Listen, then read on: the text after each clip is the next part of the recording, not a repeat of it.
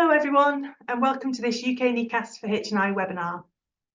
I'm Deb Pritchard, the Director of UK NEQAS for H&I, and it gives me great pleasure to bring you the latest webinar to feedback responses submitted to our interpretive educational scenarios. Today we're going to present the results submitted for iED 3, which covered a platelet immunology scenario. We'll then have a panel discussion and answer any questions that are raised during the presentation. Now, to start, I'd like to hand you over to Amy Diath, the NEQAS manager, who will present a summary of the responses. Thanks, Amy. Thanks, Deb. Hi, everybody. So as Deb said, I'm going to summarise your responses that you gave to this scenario. It's the final scenario of the 2023 to 2024 distribution cycle, so keep a lookout for the next set, which will be with you in the next coming months. So this scenario focused on a platelet case.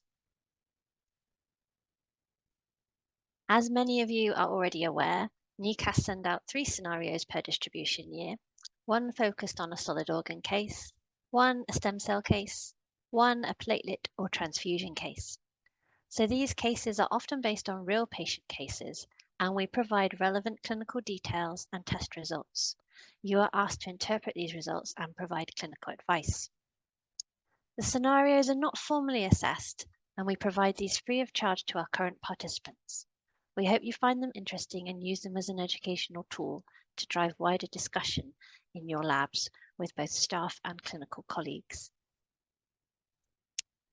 So we've been sending out platelet immunology or transfusion reaction-based scenarios since 2015 and have covered a range of cases in this time. This latest scenario was sent out on the 9th of January this year. We had 30 responses in total, 15 from labs based in the UK or Ireland, and 15 from labs based in the rest of the world. In this scenario, you were told the patient was a 21-year-old female weighing 66 kilograms. They were referred with an acute thrombocytopenia noted 2 weeks post-transfusion. The patient had no history of thrombocytopenia. You were told the patient had been transfused with 1 red cell unit on the 11th of September. Her platelet count pre-transfusion was 210 times 10 to the 6 per litre. The patient's post-transfusion platelet counts were provided. You can see there was a significant drop in the platelet count after that transfusion, which slowly recovered. The patient's samples were screened using the platelet immunofluorescent test, or PIFT, and the results were provided. We asked what the results of this PIFT indicated. The most popular response by 50% of participants was that the PIFT showed the presence of IgG antibody. Other popular responses were that there was a pan-reactive antibody or a platelet-reactive antibody. Some responses were more specific, stating that an IgG anti-HPA antibody was present. Some noted that IgM antibodies were negative. Other responses included that further investigation was required, that there was a possible autoreactive antibody, or that PTP was indicated by these results. We would suggest that the results from the PIFT indicate that the patient has a platelet-reactive IgG antibody. The PIFT is a non-specific test, so the antibody may be directed against HLA, HPA, ABO, or any other antigens expressed on the platelet surface. The scenario then provided you with further information. The patient was tested using the monoclonal antibody immobilization of platelet antigen, or MIPA assay, to identify potential HPA-specific antibody specificities. You were provided with a summary of the results, and you may note here the reactivity pattern suggests the presence of an HPA-5b antibody.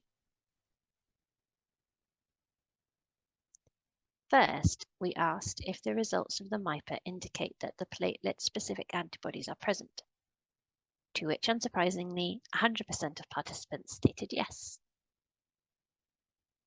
To those that responded that the MIPA indicated HPA antibody was present, we asked you to determine the HPA antibody indicated in the MIPA results. 97% of participants responded that HPA-5b antibody was detected in the patient sample. Other responses included GP1A2A reactivity against donors A and H, or the HPA-15A antibody was present. We feel the results provided indicate that platelet glycoprotein 1A2A specific antibodies were detected, showing a specificity of HPA-5b. The scenario went on to tell you that the patient was HPA genotyped, and you were provided with the HPA type. You may note here that the patient is HPA 5A5A. The next question asked that given the patient's presentation, and you may remember at the beginning of the scenario, you were told the patient was female and had acute thrombocytopenia post-transfusion. We asked what these results suggest. The most popular response was post-transfusion purpura, or PTP. The second was the presence of an HPA-5b antibody. Other responses included comments that the patient's genotype was HPA-5A5A, the patient had thrombocytopenia, the patient did not have HLA antibodies, and that a HPA-4b cannot be excluded. We feel the results of HLA genotyping and antibody testing support a diagnosis of post-transfusion purpura, or PTP. There was a drastic fall in platelets 7 to 10 days post-transfusion in a patient that was otherwise well and had no history of thrombocytopenia, and the patient has an HPA-specific alloantibody. While PTP due to HPA-5b is uncommon, other cases have been reported. HPA-1A antibody is normally implicated. The next question in the scenario asked that given this diagnosis, is there any further investigation or testing that should be carried out? The most common response was to HLA or HPA type blood donors.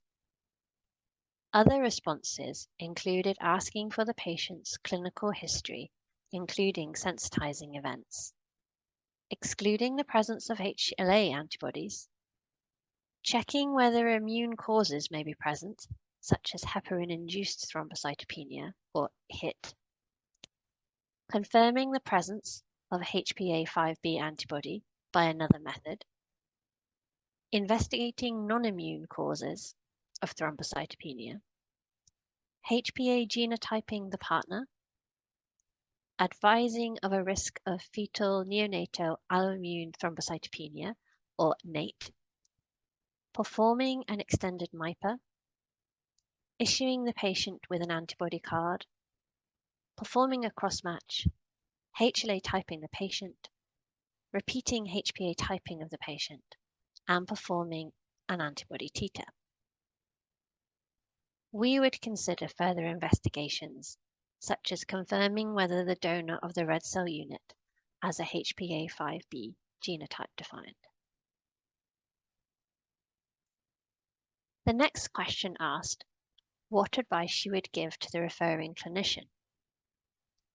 The most popular responses included providing HPA-matched platelets, providing HPA-5b negative platelets, providing IVIG, and avoiding further transfusions.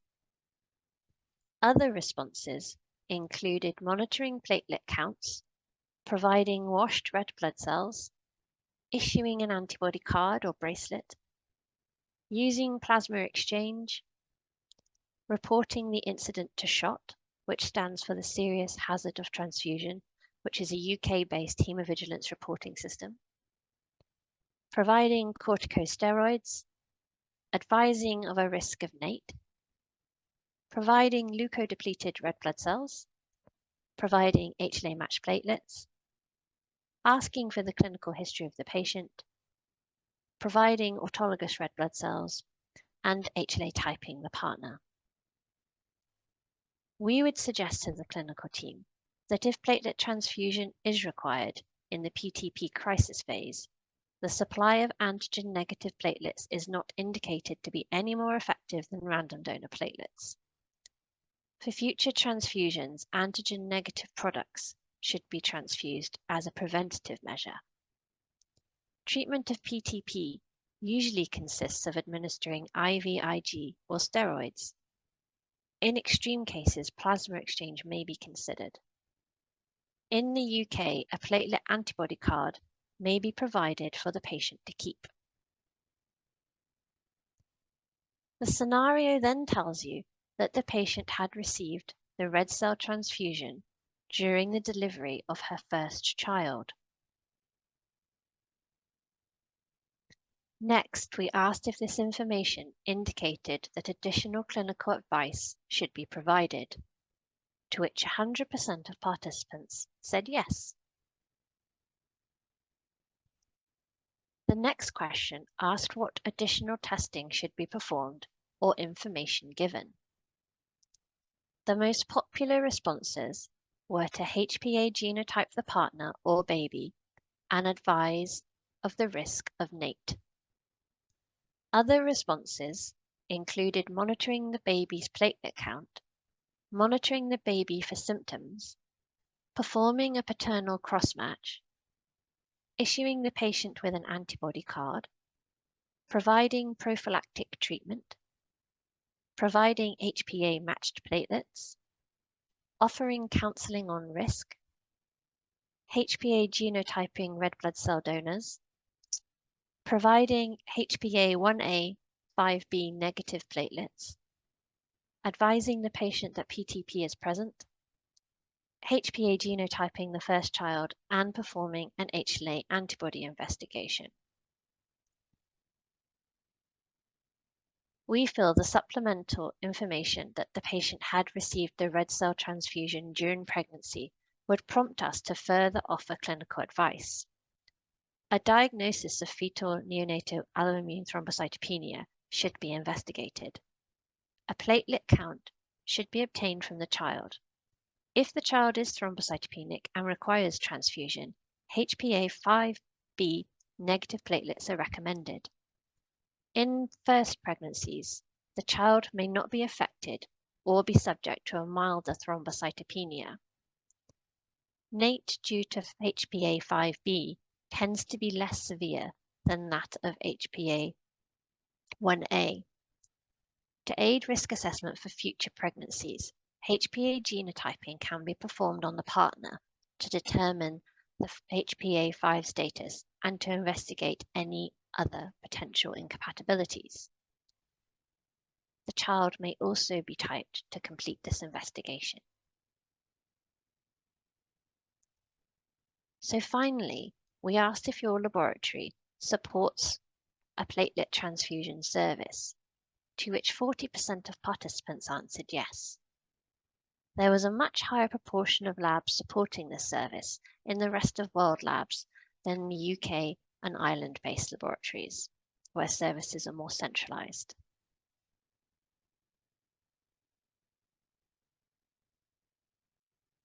We also asked labs if they had any comments on the scenario. There were multiple comments, with participants wanting additional information on the patient's clinical background. We will take these comments into consideration for future scenarios. I'm sure you can all appreciate that it is difficult to balance providing sufficient information while keeping the scenario accessible to all levels of staff. Other comments included participants noting that this was an atypical presentation for PTP, with HPA-1A antibodies being the most frequently implicated. Another participant commented that other cases of thrombocytopenia should be considered, such as heparin-induced thrombocytopenia. Another commented that PTP cases in the UK are reportable to governing bodies. the patient may want to consider elective cesarean for future pregnancies and should receive HPA-5B negative products. Finally, one participant commented that if the patient were to receive future transfusions, then they may need HPA and HLA matched products. This scenario was based on a real patient case. The child did not have a platelet count taken at birth and was asymptomatic. A platelet count taken 20 days later was within normal range. The patient received 2 doses of IVIG. When the patient did not respond to this, they were given prednisolone. They had a very quick response with a platelet count of greater than 700 times 10 to the 9 per litre. Prednisolone was stopped and aspirin was prescribed. The full blood count was monitored on alternate days for 2 weeks after discharge, and there was no relapse noted. So thank you for listening. I'll now hand back to Deb, who will welcome our panel members for the open discussion. Please post any questions you have in the QA box and join in the chat box. Thank you. Thanks, Amy. Another really good presentation and overview of the case there, reminding us all what the case was about and the answers that were submitted. So yeah, I'm really pleased to welcome our panel. So if you can all just turn on your cameras so we can see you. Thank you. So I'd like to introduce Dr. Mike Desborough, who's a consultant haematologist from Oxford University Hospitals NHS Trust. We've also got Emma Ross, a biomedical scientist from Edinburgh Royal Infirmary in Scotland, and Anthony Calvert, senior clinical scientist from NHS Blood and Transplant in Filton, and also who's a member of our steering committee. So thank you all very much for joining us. Some of the feedback we get each time that as much as they like having the presentation, some of the conversations that we have afterwards is the bit where they get the most learning. So hopefully I will try and lead us through a discussion that will be interesting to participants today. So Mike, sorry to jump on you first, but we really love having a consultant with us on these cases because it really gives us sort of a view from your point of view and from the patient's point of view. So PTP is obviously very rare, but I was wondering if you could give us your insight on how often you see it and how it's diagnosed and how you treat PTP when you do see it. Well, I could say it's so rare that we very rarely see it at all, particularly since leukodepletions come in more broadly. I was seeing those comments that were made. Absolutely, in that clinical scenario, I would be wondering if there was some other reason why that patient's platelet count had fallen, particularly when someone was mentioning about heparin-induced thrombocytopenia, and so on. I'd certainly have that in mind. But if this happens, then we do need to bear it in mind. And I suspect it probably happens more often than we think, and we never test patients for it. And we'd be intending to give IVIG first line for these patients. And that seems to be, at least from the literature, highly effective. And this patient sounds like she's a bit more refractory to end up needing steroids in the first place. I'm sure we'll get on to the FNAIT discussion later, but I suppose that's my initial. Yeah, thank you. So, I mean, from the lab perspective, Anthony and Emma, how many cases have you seen of PTP? In Cardiff, we see them very, very rarely. Every couple of years, we might get a case, but yeah, not something we see very often. What about you guys? Yeah, it's a handful, really. I mean, probably only seen 3 or 4 genuine cases in 20 years or so. So, yes, I mean, as Mike was saying, it's the leukoreduction, the filters, because the problem with the PTP, particularly with red cell transfusions, is you've got contaminant platelets in the transfusion, and the leukoreduction filters do tend to hoy out a lot of the platelets. So that's that is mitigating and cause it to be less frequent as well. Emma, same in Scotland? Yeah, I've not seen any cases. Nothing to report back in that regard. I don't think we've had any potential sent to us for testing either, as far as I can remember. So no, yeah, I completely agree. It is very, very rare, and as Mike and Anthony's alluded to, Since leukodepletion, it's not very many cases at all. One of the things with this case that struck me, when we do think of PTP, we usually think of older female, multiparous females. So when I first read the case and I saw it was a 20-year-old, I thought, oh, that's a bit unusual. Is that the usual case presentation you associate with PTP as well?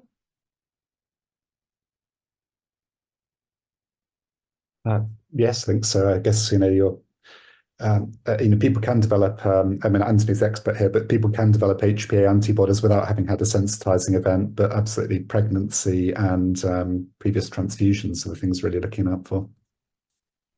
Yes, I suppose the more chances you have to develop the antibody, but yes, it can occur in anybody at any age, as long as there's a strong antibody there, really. So I don't know if people... Sorry. Oh, go on. No, go on. The other one I was going to say about HIT, whilst HIT and PTP were historically quite often investigated in parallel, the presentation of HIT, you'd probably not see such a drastic platelet fall. You'd be looking at maybe a halving of the platelet count, but that would also be, concurrent with unexplained thrombosis and a lot of thrombosis going on, which we were not reported in this case. So that would sort of make you more suspicious of HIT if there had been widespread thrombosis and maybe not such a drastic platelet drop, and the fact they've been on heparin as well, which we didn't have reported to us at the time. Yeah, so this case I think was one that you investigated, wasn't it, at your centre? So you probably have that extra details that we didn't from the case that we were given, but that's great. Because a lot of people won't be familiar with PTP, I was wondering if someone would be willing just to go over the mechanism of action, because what's my understanding anyway, is obviously it's the patient's own platelets are destroyed as well as any transfused platelets. And the last I read on this, which is a couple of years ago now, the mechanism for that wasn't really known, why this HP antibody causes destruction of the patient's own platelets as well as the transfused platelets. Is that still the latest knowledge and information? As far as I'm aware, obviously I haven't done any recent reading, but yes, it is a very sort of unknown scenario. I mean, yes, you basically you're getting what is an allo antibody developing into what is an auto antibody. Hence, the lack of efficacy of matched product during the crisis phase, because you're just going to take everything out, because they're obviously taking their own out as well. And it has been speculated that you can actually detect glycoprotein specific antibodies in the crisis phase as well. So you may be picking up like a 2B3A, 1A, 2A antibody in that phase. But yes, it does. I'm not aware of anybody actually clicking onto exactly what is happening.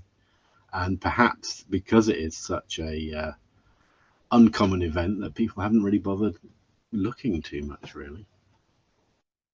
You can imagine research-wise, it'd be very hard to set up your study, wouldn't it? When it happened, when you use the National Expert Centre seeing like a case every couple of years, how do you get those samples in the few days before they've got into remission? It'd be very difficult.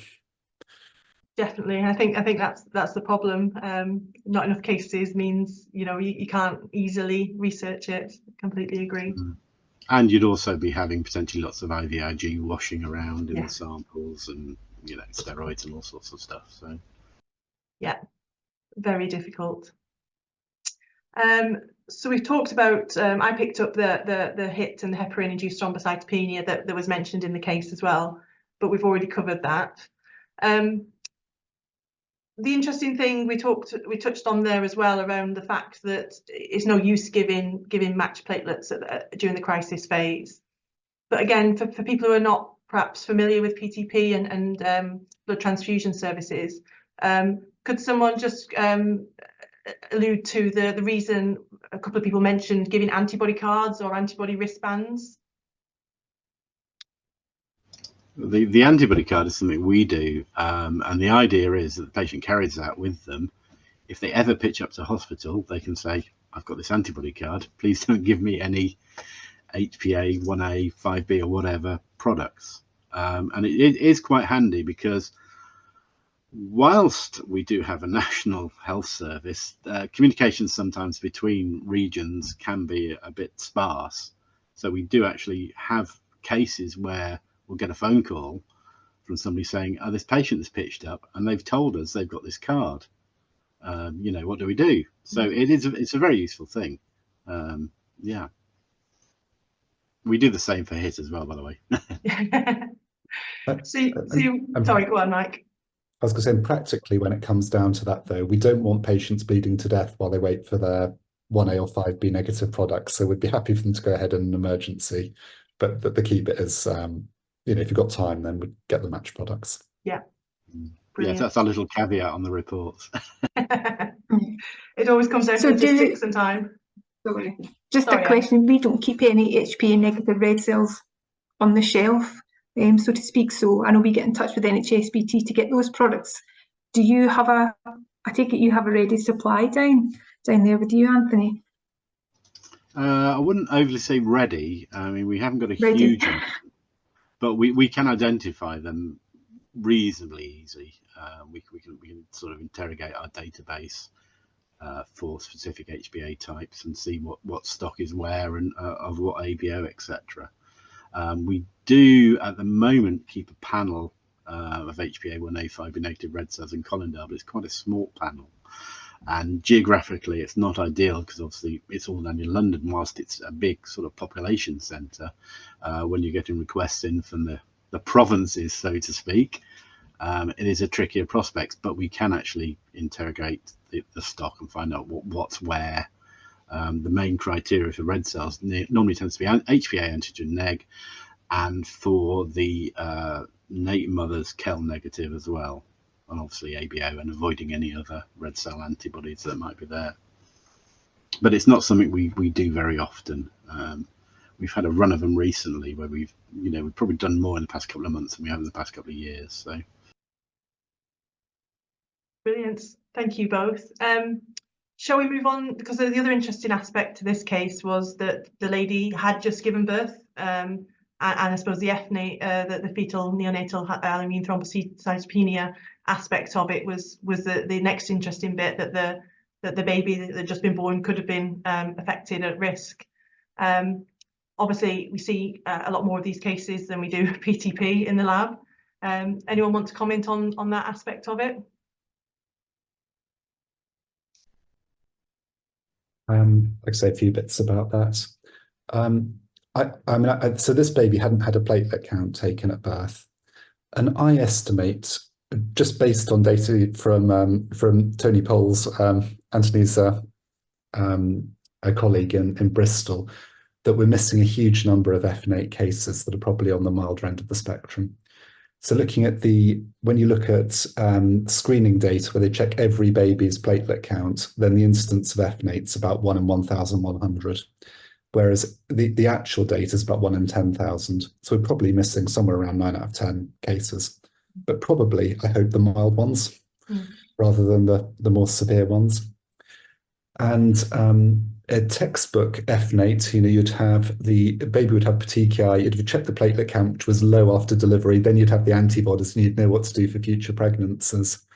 Whereas so often we have these really difficult scenarios like this one, where I can't remember how many weeks later it was when the platelet count was done and was normal, but you're then left with, well, what was it when they were delivered? Was it really low and they just were asymptomatic, or and it was definitely F8, or or not, and it can make it much more difficult for future pregnancies, because for future pregnancies, the preventative treatment to try and stop a baby getting intracerebral hemorrhage is weekly intravenous immunoglobulin, and that costs between 50 and 100,000 pounds per person that you're going to treat like that.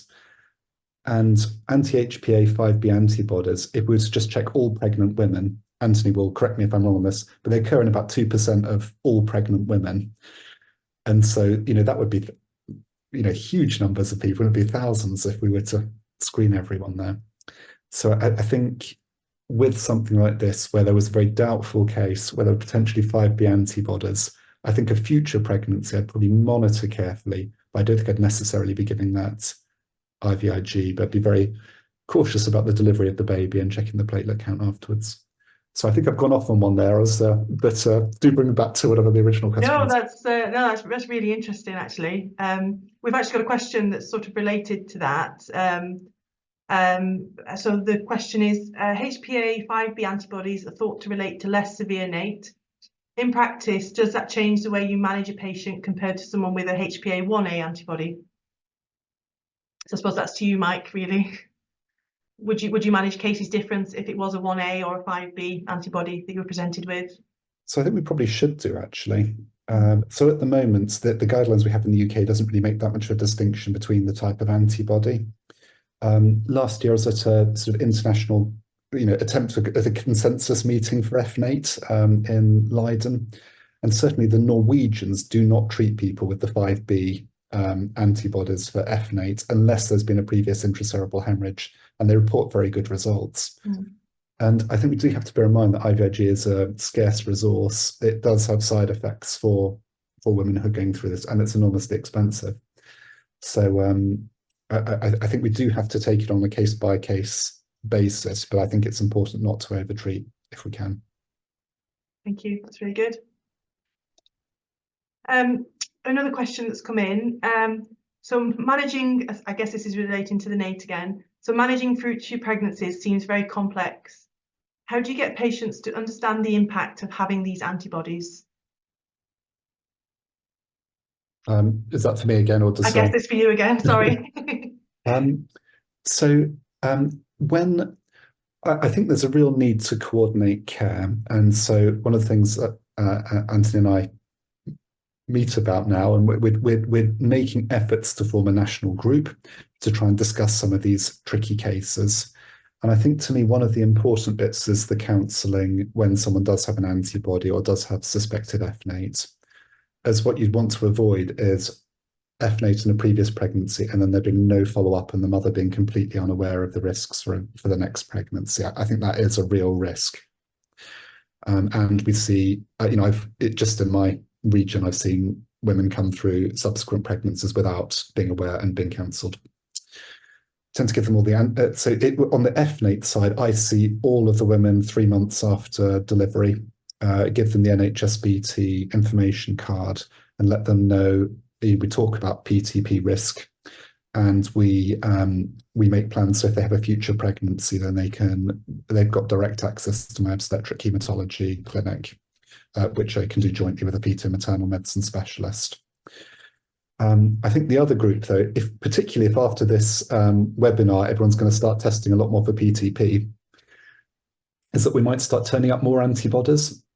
And we've then got actually, what do we do with that anti-HPA-5b antibody you've turned up incidentally or equivalent for other things? And so we probably should be counselling these women before pregnancy, but I don't think we should necessarily be intervening, but we probably should be counselling them.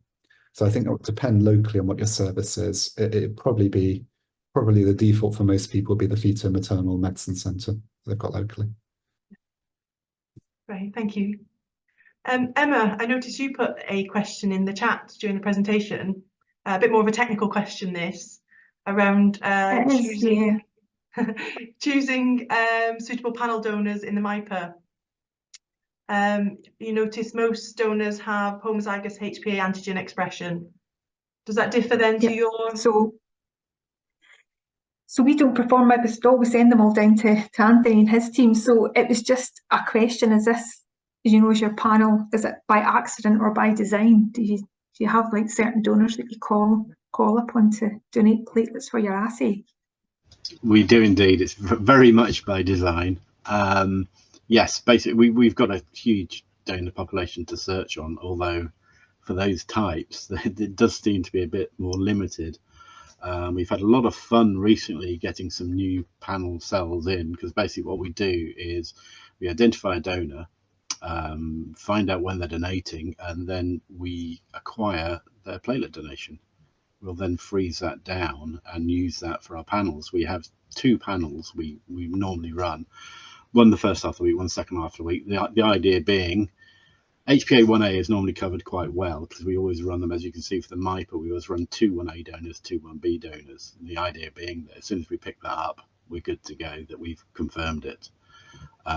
Whereas with the other sort of antibodies, we're only running, you know, one positive, one neg donor. So we have the second panel which we can repeat samples on, just to confirm it, or just see if the, you know, the expression is different. So yes, as I say, it's very much by design. The interesting, or maybe interesting might not be the right word, but in this case we've also got the PIFT coming up. We try and run the PIFT with the same panel cell donors as the MIPA. We've got the PIFT coming up pan-reactive. Obviously one of those is going to be down to the 5B.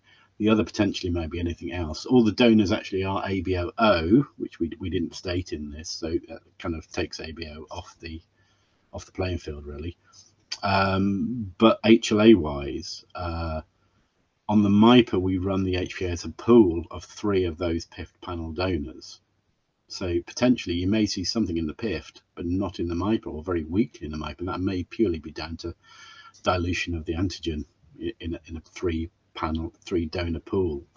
The thing that is not planned is we've noticed that our platelet panels we set up are very segregated for HLA.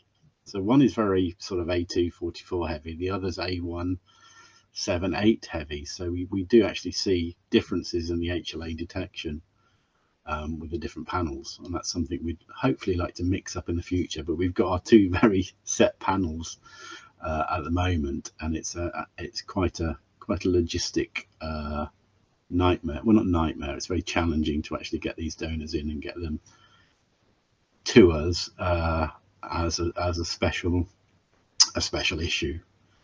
But yeah, so sorry, long answer to yes, it is by design. Yes, I echo your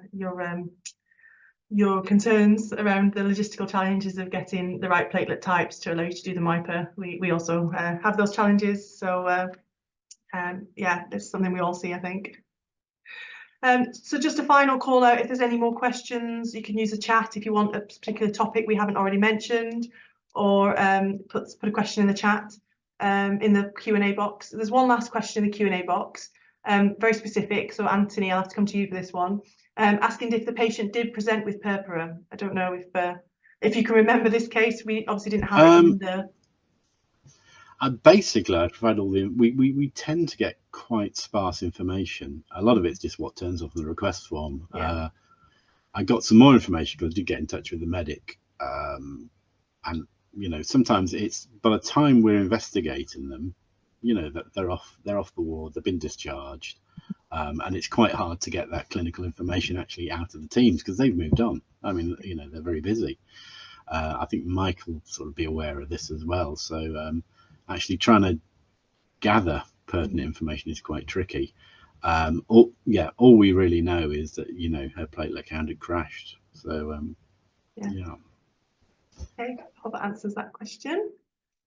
So I'll open it up to you 3. Is there anything from the case that you wanted to particularly highlight or discuss, or anything you thought was of interest in the responses that were received? I mean, the drug-induced idea is quite good. We had no information what drug she may be on. It is a thing, and it can not only just be drugs, it could be foodstuffs, it could be anything. You know, there's cases out there of tahini induced thrombocytopenia, but we won't go with that acronym. Quinine, gold, all manner of things. So it's very, very complex. So we had no information on, you know, what drugs they may have presented, but given the fact that we, you know, whilst rare, there's an HPA 5B antibody there and platelet count crashed, you know, it was strongly indicative. But yes, I mean, drug-induced thrombocytopenia is a whole different ballgame and quite tricky to investigate. In fact, the clinician who'd referred this case to us a week later had sent us a drug-induced thrombocytopenia, which actually turned out to be positive. So he was on a bit of a roll those 2 weeks, really, on the interesting cases. Good. It was an interesting week for you then. Oh, the other thing, sorry, I'm going to bang on again. The other thing about the PIFT as well, potentially somebody did point out HPA4. Our panel, all of our panel donors are going to be 4A in this country. You do see more 4B donors in the Orient, and we have actually seen a case of NATE due to 4B. Obviously, we can't pick it up in our standard testing. boils down to genotyping and cross matching, where you've got paternal expression of 4B, positive cross match on the appropriate glycoproteins. The other thing as well potentially is glycoprotein 4. So I don't know if there's a bit of a confusion there, which does tend to be more of a common cause of NATE in the Oriental sort of Japanese populations, anti-CD36 antibodies, where you've got CD36 null mother developing an anti-GP4 antibody. So potentially that would show up as a pan-reactive result in a PIFT as well. Yeah. We have one last question come in. So Carla wants to know, what method do you use for HPA genotyping? Sorry. Secret. No, we're just using Sanger sequencing at the moment. We are looking into real-time PCR, and I know Collindale, HNI Collindale and HSBT use RT-PCR for the HPA genotyping. Emma, what about you? Yeah, we're different. We just use good old-fashioned SSP in our lab. We don't need the extended kind of HPA types, I guess. We're only really looking for the 1 to 5 and the 15. That kind of, we do the basic screening for those, and then if there's anything else there we're suspecting, we'll get in touch with Anthony and ask for other tests. But yeah, SSP. Yeah, so we do go very, very low tech, and we can do an HPA1A phenotype. Oh, wow. Not trying to outdo you with older techniques. So we like Collindale, we use the RT-PCR commercial kit for our genotyping in Wales.